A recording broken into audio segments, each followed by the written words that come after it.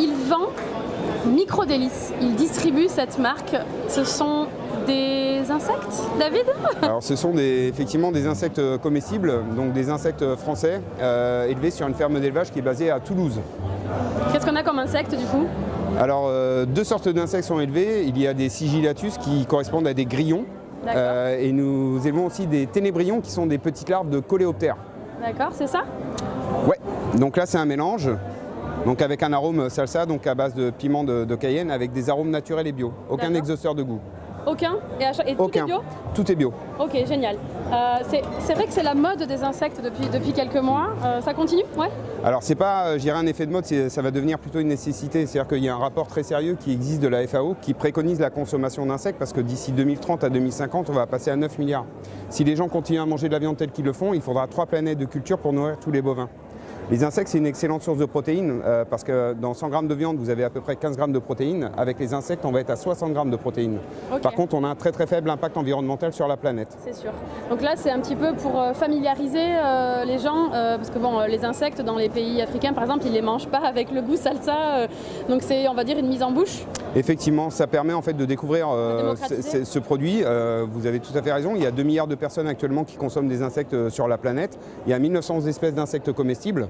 Donc aujourd'hui, vous voyez, nous on est prêts à vous faire découvrir, d'avoir ça pour les fêtes de fin d'année à la table, pourquoi pas, pour faire découvrir, à devenir entomophage. Entomophage, très bien. Bah, on va tester. En tout cas, le packaging est très joli. Merci. Donc alors, là, je vais vous faire goûter grillon nature. Donc un grillon nature, vous allez voir, c'est comme une graine de tournesol avec un goût noisette. Donc c'est assez surprenant. J'ai un peu peur quand même. Hein. Pas de souci. Ils sont bien morts.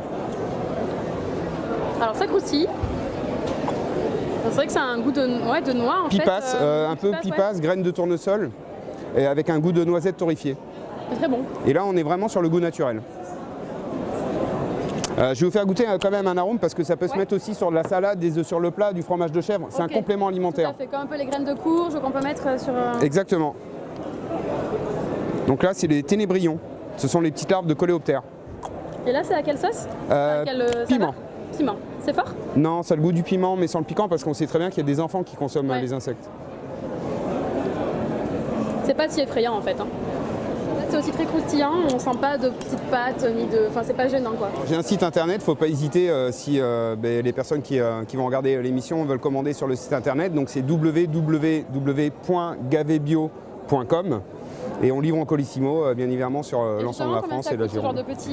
Alors actuellement, effectivement, au niveau du prix, je dirais qu'il y a quand même beaucoup plus d'éleveurs de bovins que d'éleveurs d'insectes comestibles. Donc là, pour la découverte, on a une centaine d'insectes, on va être aux environs de 6 €. D'accord. Et pour les grandes boîtes, on va être aux alentours de 9,90 €, voilà, avec les frais de port en sus. Mais ça permet vraiment de découvrir un nouveau produit et surtout en mettant une petite pierre à l'édifice. Si chaque Français nous achète un paquet, ça deviendra accessible à tout le monde. Bien sûr. Et c'est original.